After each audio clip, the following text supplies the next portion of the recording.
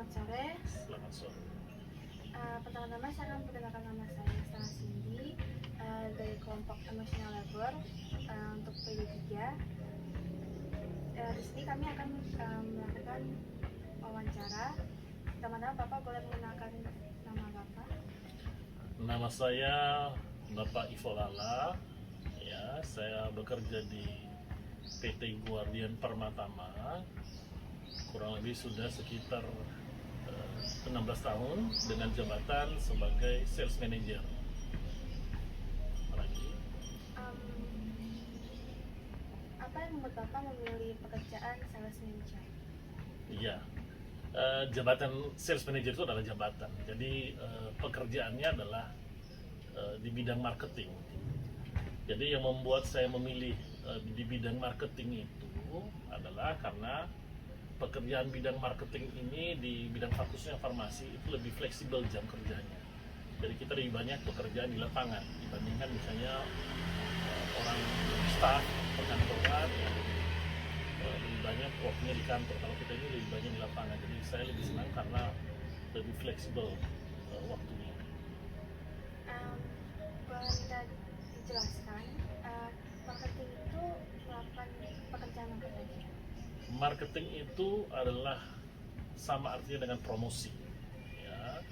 Tugasnya adalah mempromosikan produk-produk yang diproduksi oleh PT Guardian saat ini ke dokter-dokter, ke rumah sakit, ya, ke klinik-klinik. Ya, itu tugasnya. Jadi produk-produk yang diproduksi oleh PT Guardian kita harus mempromosikan sehingga dengan demikian produk-produk itu jadi dikenal oleh dokter sehingga bisa digunakan untuk pasiennya.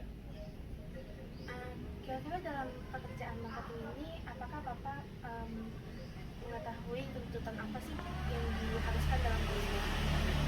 Tuntutan pasti banyak, ya, karena kita apalagi di bidang marketing. Marketing ini kan merupakan orang terdepan di perusahaan farmasi karena maju mundurnya farmasi itu sangat tergantung dari penjualan. Siapa yang mesti melakukan penjualan itu? Ya marketing. Maka tuntutannya pasti ada. Tuntutan pertama adalah kalau target kita tercapai, tentu itu akan membuat perusahaan jadi maju. Nah, kalau kita penjualannya tidak bagus, tentu itu akan menjadi beban karena bisa jadi ya merugikan perusahaan. Jadi itu tanggung jawab kita sebagai tim marketing adalah bagaimana supaya penjualan yang diberikan kepada kita atau yang ditargetkan oleh perusahaan bisa tercapai. Itu tugasnya kita. Untuk mencapai tugas itu tercapai, gimana cara kita mempromosikan dengan pembeli-pembeli kita? Bapak bagaimana dalam Nah, cara kita melakukan pekerjaan ini kita punya tim. Ya, kalau kami ini kan sebagai pimpinan di pusatnya, ya kita punya tim di bawah, ada namanya di tingkat cabang itu ada medical rep, medical representative atau mungkin dikenal dengan orang lain mengenalnya dengan salesman.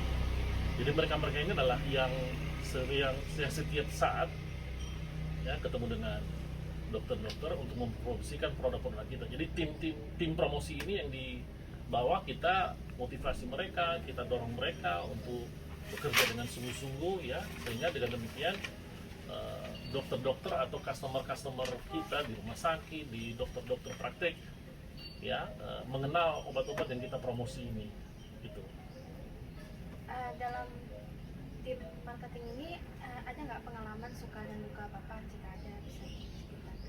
Ya, suka dukanya banyak. Pertama adalah kalau tercapainya target yang kita tentukan kepada tim promosi kita di bawah tercapai, ya kita senang. Ya, kalau tidak tercapai, ya tentu itu menjadi beban. Yang kedua adalah masalah sumber daya SDM.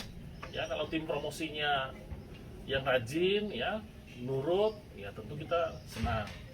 Ya, dia bekerja dengan baik. Tapi ada juga tim promosi yang bandel, malas bekerja, ya menuntut banyak kepada perusahaan, ya itu yang membuat kita jadi stres juga. Sebagai pimpinan tentu kita harus bisa mengarahkan, memotivasi anak buah, yang memotivasi mereka sehingga persoalan-persoalan ini tidak membuat mereka jadi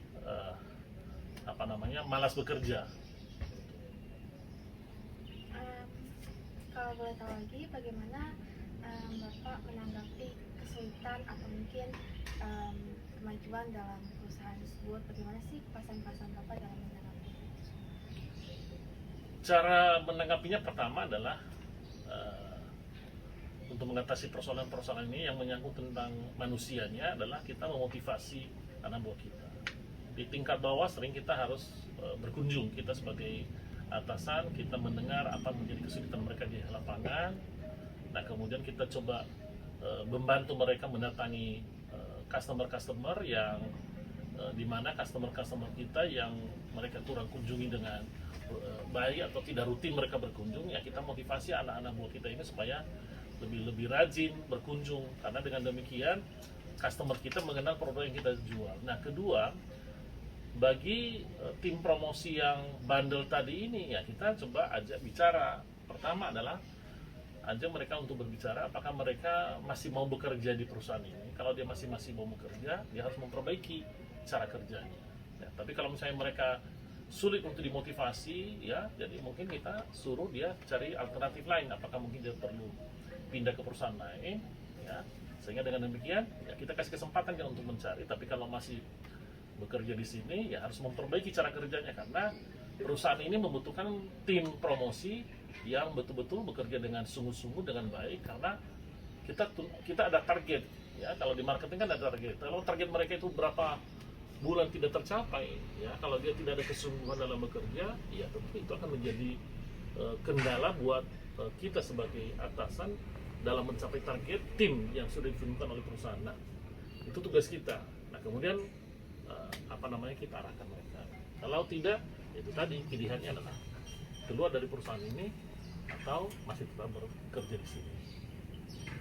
Lalu pertanyaan terakhir untuk Bapak, apakah Bapak pernah merasakan perasaan yang bertentangan saat memberikan motivasi terhadap tim gitu? Jadi dari perasaan mungkin dari rumah mungkin ada masalah atau mungkin ada kesulitan, jadi bertentangan dengan perusahaan.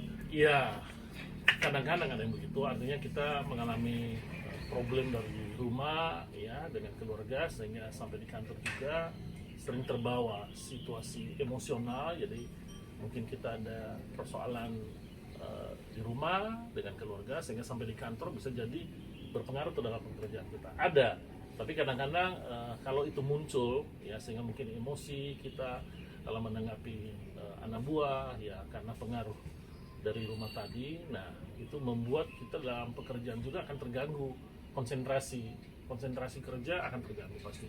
Namun tentu kita harus sadar juga bahwa ya itu jangan sampai terjadi, ya, jangan sampai ya kadang saya kalau menyadari bahwa oh ini udah salah ini, ya, jadi akhirnya ya saya menyadari bahwa ini tidak boleh, akhirnya saya harus memilah-milah urusan kerjaan dan urusan rumah.